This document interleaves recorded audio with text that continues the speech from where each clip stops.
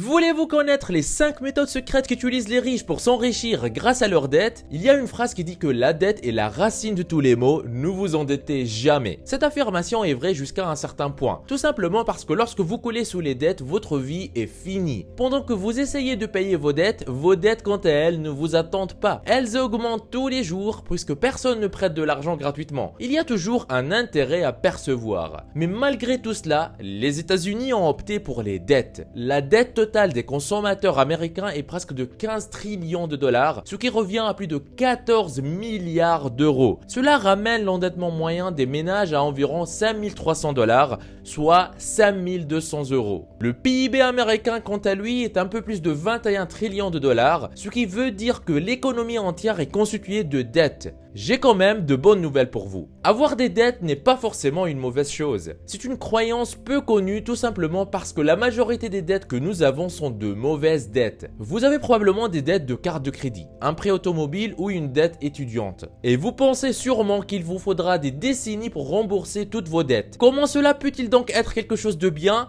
Dans l'optique de comprendre comment une dette peut être quelque chose de positif, regardons comment les riches utilisent leurs dettes pour se faire encore plus d'argent. Cela peut vous sembler un peu confus parce que vous vous demandez pourquoi quelqu'un avec beaucoup d'argent s'endette-t-il. La dette est normalement utilisée par les gens qui n'ont pas d'argent. Mais ce n'est pas comme ça que fonctionne le capitalisme. La dette peut être un outil très puissant si vous savez comment vous en servir. Dans cette vidéo, vous verrez 5 méthodes secrètes que les riches utilisent pour se faire encore plus d'argent grâce à leurs dettes. Profitez-en tant que ça dure, ne ratez pas l'opportunité. C'est parti!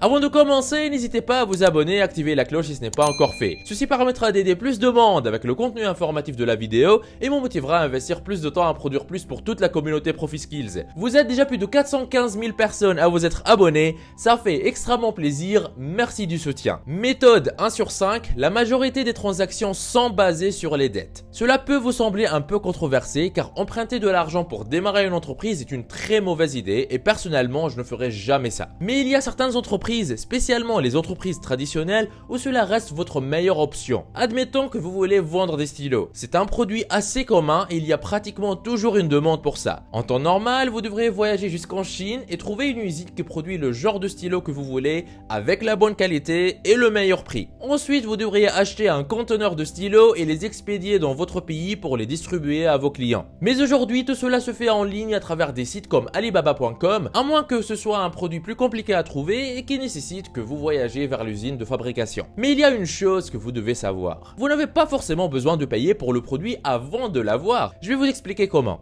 Durant les 50 dernières années, la Chine est devenue l'usine du monde entier en fabriquant absolument tout ce dont on pourrait avoir besoin. Des centaines d'usines fonctionnent 24 heures sur 24 pour produire tout ce dont le monde entier a besoin. Et dans le souci de vendre leurs produits, certaines entreprises vont jusqu'à vous prêter leurs produits le temps que vous réunissez l'argent pour les payer plus tard. Mais elles ne prêtent pas leurs produits à n'importe qui. Donc il vous faudra établir un climat de confiance avec eux en premier. C'est dans ce schéma que les affaires se sont faites sur les 50 dernières années. Lorsque le client aura vendu son produit à quelqu'un dans le monde, il pourra rembourser l'usine et emprunter encore plus de produits. En termes plus simples, vous allez juste dire à l'usine que vu qu'elle sait comment fabriquer les produits, vous allez l'aider à vendre ses produits beaucoup plus facilement afin qu'elle se concentre uniquement sur leur fabrication et qu'elle ne se soucie pas de la distribution. Et vous allez aussi rajouter que si vous arrivez à vendre les produits à un prix plus élevé que le leur, alors le surplus deviendra votre bénéfice. Ce qui rend cette stratégie si excellente, c'est que vous ne mettrez pas votre propre argent dans le processus. Tout ce dont vous aurez besoin, c'est de développer des compétences en matière de vente. Méthode 2 sur 5, le refinancement. La dette immobilière est la meilleure forme de dette car elle est remplie d'échappatoires. Si vous n'avez pas d'hypothèque, alors vous allez payer des taxes en plus. Les personnes riches ont souvent une multitude d'hypothèques dans le but d'avoir toutes leurs déductions. Rappelez-vous que chaque euro que vous êtes supposé payer en taxes, mais que vous économisez est un euro de plus que vous gagnez. C'est un autre moyen qui permet aux personnes riches de devenir encore plus riches. Laissez-moi vous donner un exemple plus pratique. Voici comment les personnes riches deviennent encore plus riches grâce à l'immobilier. Admettons que vous avez économisé 200 000 euros. C'est une sacrée somme d'argent. Mais si je peux être honnête avec vous,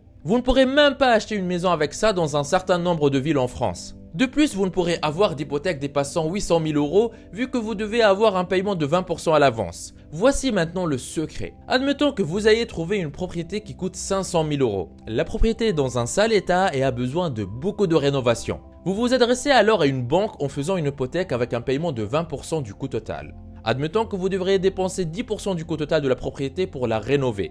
Donc environ 50 000 euros. Vous vous redirigez vers la banque encore, mais cette fois-ci pour refinancer votre hypothèque. Lorsque vous avez pris votre première hypothèque, la valeur de la propriété était d'environ 500 000 euros simplement parce qu'elle était dans un mauvais état et que personne ne voulait y habiter. Mais vous venez de la rénover et il y a des gens qui en ont besoin et la valeur sur le marché va augmenter jusqu'à environ 700 000 euros. Admettons que vous preniez une hypothèque de 80% sur la maison. 80% de 700 000 euros font environ 560 000 euros. 400 000 euros de ces 560 000 euros iront à votre banque pour vous avoir fait la première hypothèque. Déduisons aussi les 50 000 euros que vous avez dépensés pour rénover la maison. Et là, il vous reste un profit de 110 000 euros. Vous venez de faire un bénéfice de 110 000 euros en utilisant la dette et vous vous retrouvez avec une maison rénovée que vous pouvez mettre en location histoire de vous faire un revenu supplémentaire. En plus de tout ceci, vous n'aurez plus de taxes à payer simplement parce que vous avez une hypothèque sur la maison. C'est une pratique assez commune faite par les investisseurs en immobilier. Après tout ça, pouvez-vous encore me dire que s'endetter est mauvais? Continuez à regarder la vidéo pour bien comprendre toutes les méthodes secrètes qu'emploient les riches pour s'enrichir avec leurs dettes. Ne ratez surtout pas la dernière méthode qui est la plus importante si vous désirez vous enrichir grâce à vos dettes. Très souvent, je reçois sur ma chaîne des commentaires de personnes qui souhaitent se lancer sur internet mais qui ne savent pas quoi faire. Ou de personnes qui se sont déjà lancées sur internet mais qui n'arrivent pas à obtenir des résultats. Aujourd'hui, dans cette vidéo, je vous donne la solution. Ce que j'ai ici sur mon ordinateur, c'est un aperçu du revenu du mois en cours au moment où je tourne cette vidéo. 3 009 euros et le mois n'est pas encore fini. Vous pouvez même voir les statistiques sur les 3 derniers mois.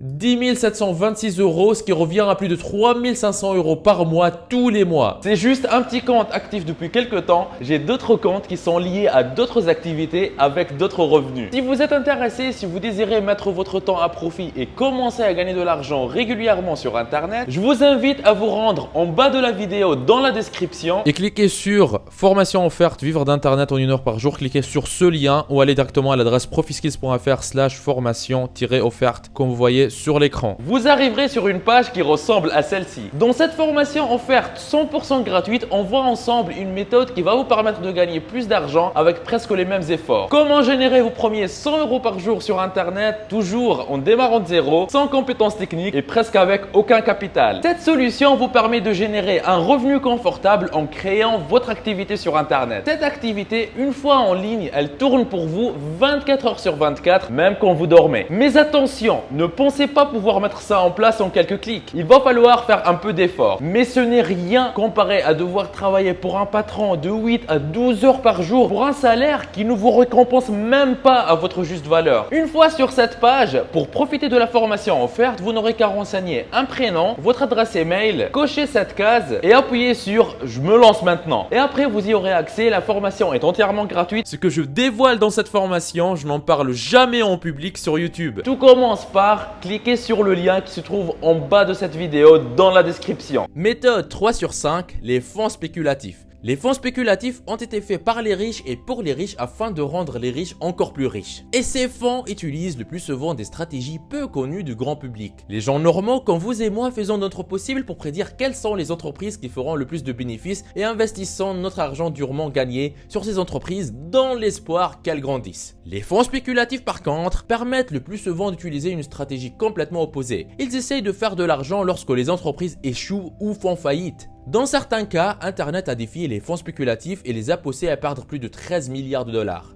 Mais comment procèdent les fonds spéculatifs pour faire de l'argent avec des dettes? Admettons que vous espérez qu'une certaine action, telle que Facebook, perde sa valeur parce que vous savez qu'Apple, qui produit des iPhones, ne laissera plus les applications espionner ses consommateurs. Les applications comme Facebook ou Instagram ne pourront plus espionner votre activité en ligne et Apple fera de la vie privée sa priorité. Ce qui va justement mettre à mal la politique d'affaires de Facebook. Vous appelez donc votre courtier pour qu'il puisse emprunter pour vous une action Facebook qui coûte par exemple 100 $ et la vendre immédiatement au marché pour 100 $. Félicitations, vous avez maintenant 100 $ dans votre poche. Mais vous devez toujours à votre courtier une action Facebook. Admettons que vous aviez raison et la semaine suivante, l'action de Facebook baisse à 70 $. Vous utilisez maintenant les 100 $ que vous avez gagnés pour acheter une action Facebook qui vaut maintenant 70 $.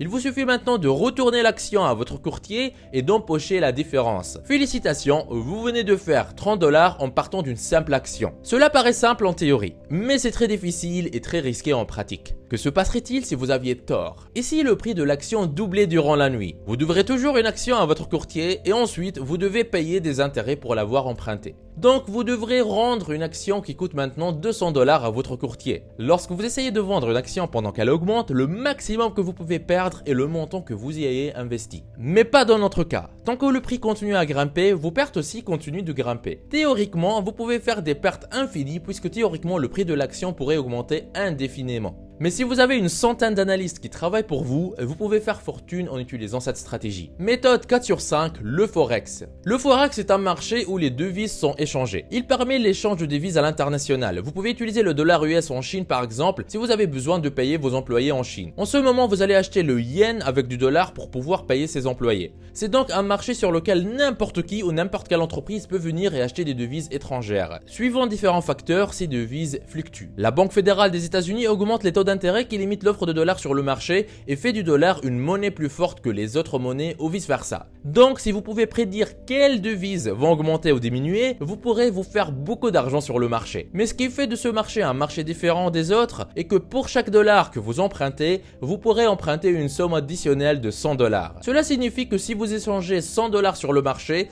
vous pourrez tenir une position de 100 000 $, soit environ 98 000 €. Et si vous faites un petit profit de 1%, il sera énorme. Méthode 5 sur 5, le score de crédit. Comme vous l'avez remarqué, prendre des crédits, c'est un outil très puissant. Toute entreprise ou entrepreneur à succès l'utilise de manière judicieuse. Emprunter de l'argent pour financer des bons d'achat est assez souvent utilisé par toutes les entreprises. Donc arrêtez de croire que c'est mauvais. Bien sûr que les dettes avec un taux d'intérêt élevé comme les dettes de carte de crédit sont mauvaises. Mais pour avoir des taux d'intérêt élevés, vous devez diminuer le risque de vous prêter de l'argent. Et pour ce faire, vous devez acquérir la réputation d'être un emprunteur fiable. Il y a des milliards, sinon de trillions d'euros à la banque qui attendent d'être prêtés. Et même s'il n'y a pas d'argent, les banques peuvent créer de l'argent à partir de rien. Donc, profitez-en. Si vous désirez une nouvelle vidéo dans laquelle je vous montre en détail comment s'enrichir grâce à des méthodes très simples, alors mettez dans les commentaires « Je veux être riche » comme vous voyez à l'écran. N'oubliez pas la formation offerte pour vivre d'internet en travaillant 1 heure par jour que je vous ai laissé dans la description de la vidéo. On y voit ensemble gratuitement en détail comment générer vos premiers 100 € par jour sur internet, même en partant de zéro. Vous êtes libre de profiter de cette opportunité unique. On se retrouve de l'autre côté. C'était Nejdouma de ProfiSkills. Lancez-vous! Il paraît que si vous appuyez sur le logo de ProfiSkills que vous voyez au milieu de votre écran et que vous cliquez sur s'abonner, votre vie pourrait changer et vous aurez fait le premier grand pas vers votre liberté financière. Donc